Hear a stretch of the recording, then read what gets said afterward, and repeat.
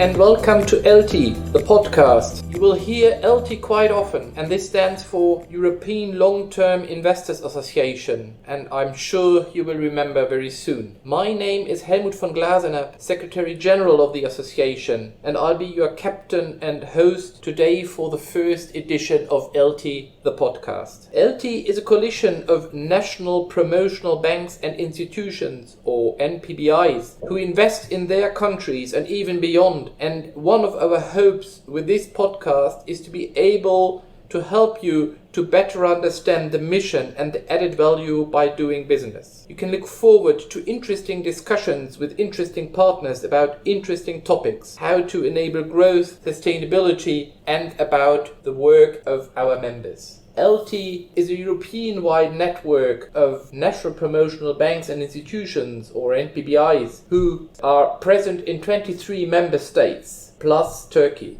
With a combined balance sheet total of 1.8 trillion euro by the end of 2019, the work and the business of our members has really impact on the ground. ELTI is also active on Twitter at ELTI Association and LinkedIn. So please follow us here and you will find useful information on our webpage as well. In a bit, we're introducing our listeners to the world of NPBIs and to what we do, to our business models and what our added value for the economy and for the society is. For going this direction, I'm joined today by David Denzer-Speck, Director of the KfW Liaison Office in Brussels. As one of our largest members, KfW provides financing to all sorts of investment entities throughout the world. So David, let me start with a question. What does KfW mean? Thanks, Helmut, and thanks for the invitation. KfW stands for Kreditanstalt für Wiederaufbau, which I would translate Reconstruction Loan Company. We were established in 1948 to distribute the Marshall Funds in Germany after World War II. So this is our origin, but what are we today? KfW is first and foremost the National Promotion Bank of Germany. So we are owned by the German government and the federal states. We have mission to finance SMEs, innovation, energy efficiency and education in Germany, but we also work internationally. There we implement the development finance for the German government, and we do also project and export finance. So that's a wide range of topics you are covering. Was it all the time this way from the beginning? We started in 1948 basically with the reconstruction of Germany. So it was focused on housing. Later on, SMEs was an important topic, which is still today. And in the 1970s, again with the growth of Germany and with the stronger integration of the German economy in the global economy, development finance became one of our key areas of operation. So in a way, it always was sustainable finance, it always was with a public mission, but we adapted to changing times and changing challenges. Yeah, that's interesting to listen to because in a way the mission of KfW hasn't changed at all, but the world around after the Second World War and in the 60s and the 80s that changed dramatically. KfW, Kreditanstalt für Wiederaufbau, did you do something after the reunification? Because I suppose you haven't been active in East Germany before reunification. So I would say, generally speaking, with all major challenges of the German government or the German economy, KfW was involved, and you mentioned reunifications in the 1990s. I think we had back then a very large program, basically on the one hand to finance the kind of modernization of the Eastern German economy, but also one of the programs was to finance housing for military going back to Russia, which was one of the areas. Again, if we look in the more recent history, we had a very large program in 2009 after the global financial crisis. So I would say whenever there is a huge economic stimulus necessary, it's not only the central bank, it's not only the Ministry of Finance, but KfW as another instrument of the government is also involved. Yeah, that's quite interesting. So besides the development cooperation, you seem to be active outside Germany, mentioning the activities in Russia after 1990. That's quite interesting. That's not a normal bank. I would say we are, in a way, you can think about KfW like a bridge between, on the one hand, the financial sector, and on the other hand, the government. So we are kind of in-between institution. Yeah, so we have a very strong footing in the public sector with a guarantee of the government, with the ownership of the government. On the other hand, we, in our daily business, we operate as a financial institution with a very close connection to the banks and financial institutions in Germany. So I think it's exactly this kind of bridge function which makes KfW a valuable instrument for both the economy but also for the interaction between government and economy. Do you know whether this kind of public bank or national promotional bank and institution with a public mission is a unique model all over Europe or worldwide? Or are there comparable institutions somewhere in Europe? So we are not alone. Let me tell you this. I would say in Europe we should have more than 20 national promotional banks in the 27 member states.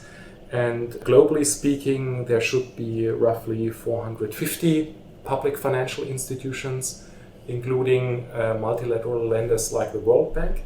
So I would say it's more a familiar feature of financial systems to have such kind of institutions. However, sometimes they are not very well known to the broader public. So thanks for inviting us today. Do you work in parallel with all your colleague institutions or all your colleague NPBIs? Or are there closer relations in the business world? Is there some cooperation ongoing? Yeah.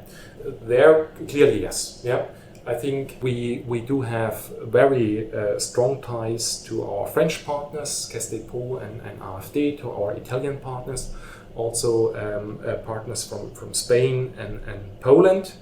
And we do, on the one hand, a lot of exchange of best practice, because in the end, the challenges we face in our national markets are often the same. It's always about innovation, it might be about startups, so there is a kind of large pool of experience that we share, but we can also do concrete financing. We have joint funds in the area, for example, of European infrastructure with Fund Marguerite. We had recently, under the Juncker Plan, a joint fund with other NPBIs, but also with the European Commission and EIB, on broadband infrastructure. So I would say, generally speaking, we have a lot of challenges, societal and economical challenges, where it makes a lot of sense to join forces. And there we are quite happy to have those established contacts and relationships with our European partners. And is there also some cooperation with the private financial sector, or is this working in parallel? How do I have to imagine this? Yeah, in almost all cases it's done together with the private financial sector. So if we look at my country and my institution, we have a so-called on-lending principle, where you usually get your KfW loan not directly from us, but from your house bank, and we just refinance the house banks in Germany. That might be... The house bank, that's a word which has come into the English vocabulary as well, as much as I understood. That's quite funny.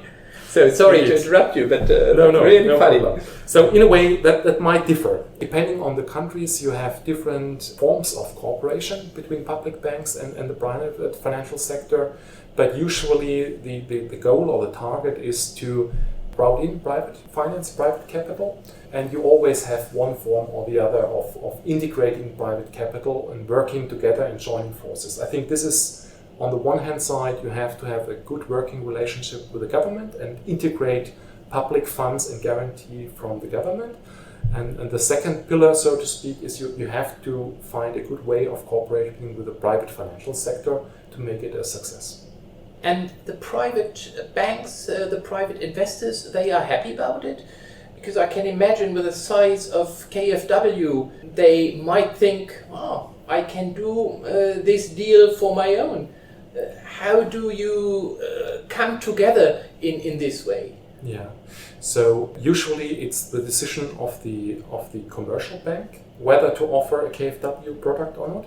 And you rightly ask, why should they do that? Yeah, and usually it's either we provide very attractive liquidity, or we provide them with a guarantee or risk assumption. And this is on the one hand side attractive for a commercial lender, and they can offer better products to their clients. On the other hand, it's not for free, so we want them to do something. Usually we want them to go beyond what they were willing to do without the support.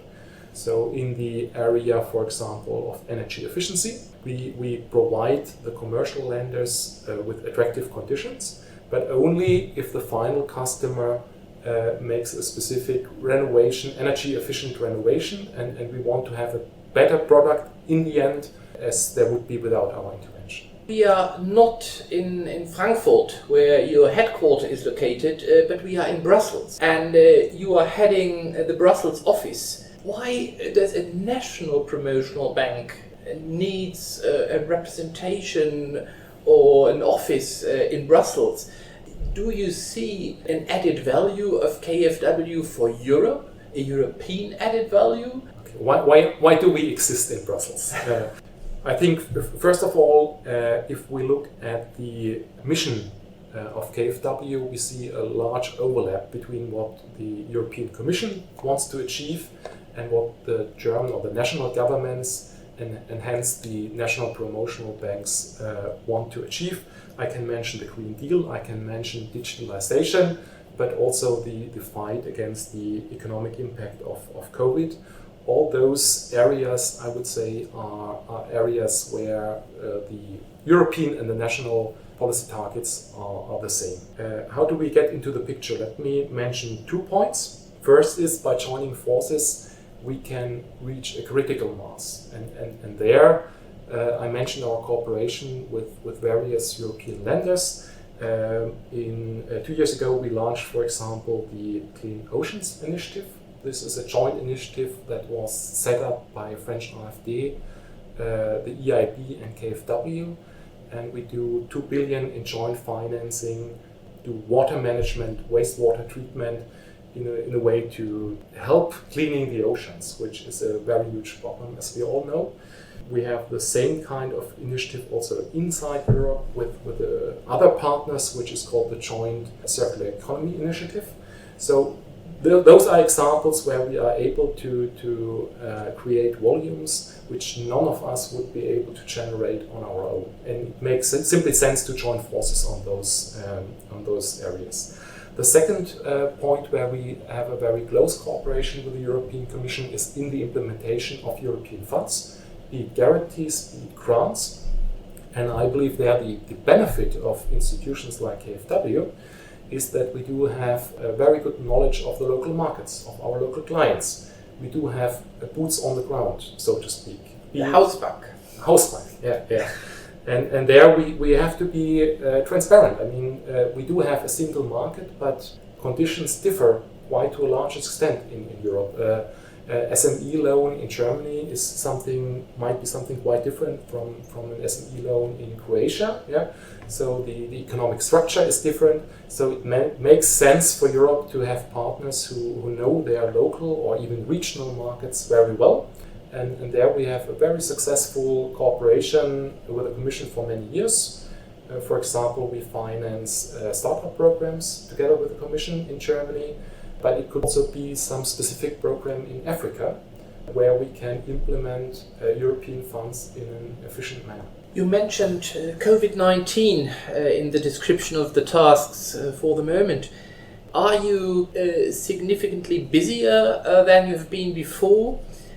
Did the business change a lot? And I don't mean that the 6,000 colleagues of you in Germany and all over the world have to go to home office. No, I mean the business in the market. How did it change the last month? Looking at the whole year 2020, I think in Germany, like in the rest of Europe, we had a historical drop in GDP. Yeah, I think currently we expect to have 5 to 6% negative growth rate in 2020. For Germany? For Germany, yeah. Other countries might be even more impacted. That's really impressive. We really speak about a historical challenge, which no one of us, I remember sitting here last year, no one of us expected that we have a global pandemic. And this has implication for the health, for all aspects of society, but it has also a huge impact on the economy and on the financial sector. And the German government, supported by KfW, has set up a huge stimulus package, as have all governments in Europe and internationally. And we had our largest ever special program. And to make it more concrete, until November we had 95,000 loan applications additionally on top what we do anyhow, in a total volume 95,000? Yeah. Wow. So a lot of small, it was, we also have larger corporates which demanded those loans, but it was basically a lot of SMEs, a lot of self-employed persons. So the loan demand of around, I would say, nearly 60 billion within this special program. So it was really a huge challenge. We were happy that we were able to set up those programs quick enough. That needed a lot of coordination on the European side. We had the change of the state aid rules, which was quite critical. We had the national governments, which mobilized guarantee, which mobilized grants. And then we had a lot of institutions like KfW, who actually then supported in bringing those grants and those guarantees to distribute that to the SMEs and to the final clients. Yeah, I think that was very interesting, and I haven't imagined the broad variety and the professionalism of KfW in their business. So thank you very much, David, for all these interesting insights which we heard about the last 15 minutes, and I hope that KfW can continue with its business in changing its mission towards the challenges of today, but keeping the good ideas you have done so from your inception in 1948. So thank you very much once more for being with us today. Thanks for having me. Toward the end of this first ELTI, the podcast, let me share with you what has happened with interest for national promotional banks and institutions during the last weeks. We have a lot of negotiations going around, including the 7 years budget of the European Union. But I would like to take you with me to a very important and interesting event which happened last week in Paris, the Finance in Common Summit, where more than 450 national promotional banks and also international financial institutions met and joined a common declaration to finance more on sustainable projects and to finance more growth and to continue for this mission. It was an impressive event, and it was supported by 7 heads of state and government, including President Macron from France. I really enjoyed this event because there were so many financial institutions in common with our members, and it was really impressive to see what's going on around the world. By this, we are nearly at the end of this first ELTI the podcast. Thanks for listening, and if you massively disagree with something we have said, if you have a burning question or just want to say hello, please drop us a message on Twitter or send us an email. We are at ELTI Association, and please hit subscribe to this podcast on whichever app you are using. We'll be back again very soon. Stay safe, take care, and bye-bye.